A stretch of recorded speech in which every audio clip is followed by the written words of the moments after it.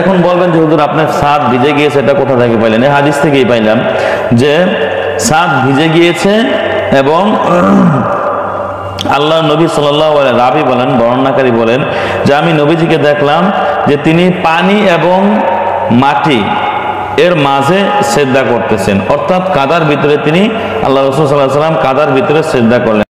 আসসালামু আলাইকুম ওয়া রাহমাতুল্লাহি ওয়া বারাকাতুহু। সম্মানিত দর্শক, দেশ ও দেশের বাইরে যে যেখান থেকে আজকের ভিডিওটি প্লে করছেন সকলকেই জানাই আন্তরিক মুবারকবাদ। তো দর্শক, আজকে যে বিষয়টি নিয়ে কথা বলবো সেটা হলো যে ইতিমধ্যে আপনারা দেখেছেন যে একটা বিষয় সোশ্যাল মিডিয়ায় খুব বেশি পরিমাণে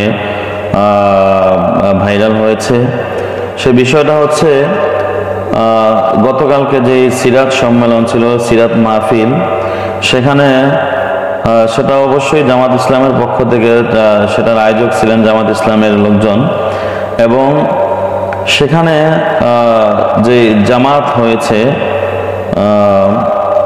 জামাত সংগঠিত হয়েছে, নামাজের যে জামাত এটা হয়েছে, এবং তারা সেই জামাতটা আদায় করেছেন চেয়ারে বসে। এখন এটা নিয়ে মানুষের মাঝে বিভিন্ন ধরনের কৌতূহল।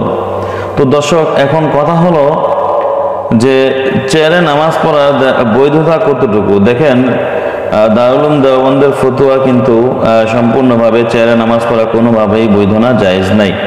তবে হ্যাঁ, বিষয়টা হলো এমন যে শরীয়ত সম্মত কারো যদি কোনো ওজর থাকে সেক্ষেত্রে আলাদা মাসালা, যে কেউ বসতে পারে না, জমিনে বসার ক্ষমতা নাই, তবে জমিনে বসতে পারা পর্যন্ত চেয়ারে বসে নামাজ পড়ার কোনো বিধান এখানে নাই বললেই চলে।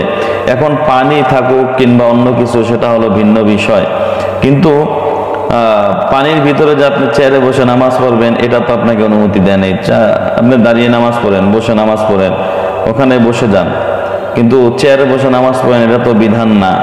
তো যাই হোক, এক কথায় মাসালা হলো জমিনে বসার ক্ষমতা থাকা পর্যন্ত চেয়ারে বসে নামাজ পড়ার কোনো প্রকারের বৈধতাই ইসলামের শরীয়ত এটা দেয় না, কোনো বৈধতা দেয় না। তবে দেখেন, আমি একটা হাদিস আপনাদেরকে একটু বলি, তারপর আপনারাই বুঝতে পারবেন যে আসলে এটা জায়েজ কিনা। দেখেন, হাদিসটি হলো সহিহ বুখারীর 669 নম্বর হাদিস। এখানে দেখেন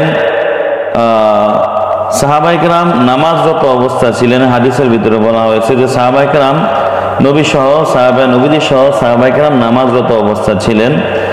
হ্যাঁ, ফামাতারাত হাত্তা সালা সাকফু। এরপরে হঠাৎ বৃষ্টি বর্ষণ হলো। তো বৃষ্টি বর্ষণ হওয়ার কারণে যেই মসজিদে নামাজ পড়তেছিল সেই মসজিদের ছাদ ভিজে গেল। ওয়াকানা মিন জারিদিন নাখলি। আর ওই ছাদটা যেহেতু ওই মসজিদের ছাদ যেহেতু তৎকালীন সময়ে খেজুর গাছের পাতার হয়ে থাকে, আমরা জানি যে তৎকালীন সময়ে আমাদের খেজুর গাছের পাতার হয়ে থাকতো ছাদগুলো। তো ওই ছাদটা ছিল খেজুর গাছের পাতার। ফাউকিমাতিস সালাহ। এরপরে নামাজের জন্য ইকামত দেওয়া হলো, অথবা নামাজ শুরু করা হলো। তো নামাজ শুরু করা হলো কিভাবে? চেয়ারে বসে নাকি? এখানে কিন্তু বৃষ্টি আসছে, বৃষ্টিতে ছাদ ভিজে গেছে। হ্যাঁ, তো ছাদ ভিজে নিচেও কিন্তু পানি পড়েছে। ফারাআইতু রাসূলুল্লাহ সাল্লাল্লাহু আলাইহি ওয়াসাল্লাম ইয়াসজুদু ফিল মাই ওয়াত তিন।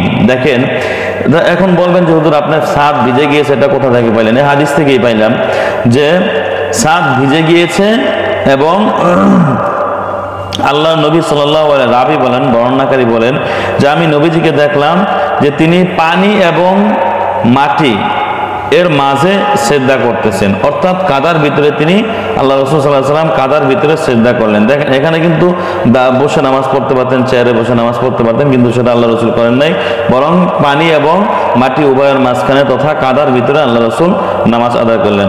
হাত্তা রাআইতু আসরাতিন ফি জাবহাতিহি। বর্ণনাকারী বলেন যে এই নামাজ আদায় করার পর আমি আল্লাহ রাসূলকে আমি নিজে স্বচক্ষে আল্লাহ রাসূলের কপালের ভিতরে কাদা লেগে থাকতে দেখেছি। তাহলে এবার বুঝে থাকলে বলুন যে আল্লাহ রাসূল সাল্লাল্লাহু আলাইহি ওয়াসাল্লাম যেখানে কাদার ভিতরে নামাজ পড়েছেন, সেখানে সেজদা দিয়ে নামাজ আদায় করেছেন, চেয়ারে বসে নামাজ আদায় করেন নাই। তার মানে বোঝা গেল যদি কোথাও কোনো পানি হয়ে থাকে কিংবা কোনো কর্দমাক্ত জমিন হয়ে থাকে, সেখানেও আপনাকে জমিনে বসে নামাজ পড়তে হবে, চেয়ারে বসে নামাজ পড়ার কোনো বিধান নাই। এখানে আরেকটা বিষয় হলো যে দেখেন সিরাজ সম্মেলনে ওখানে কিন্তু তারা যদি আধা ঘন্টা পরিমাণ সময় একটা নামাজের বিরতি দিত, তাহলেই কিন্তু তারা আধা ঘন্টা পরিমাণ সময় যদি তারা নামাজের বিরতি দিত, তাহলেই কিন্তু তারা এরকম ভাবে কি বলে সবাই সুন্দরভাবে আশেপাশে যে মসজিদগুলো ছিল সেখানে তারা নামাজ আদায় করতে পারত।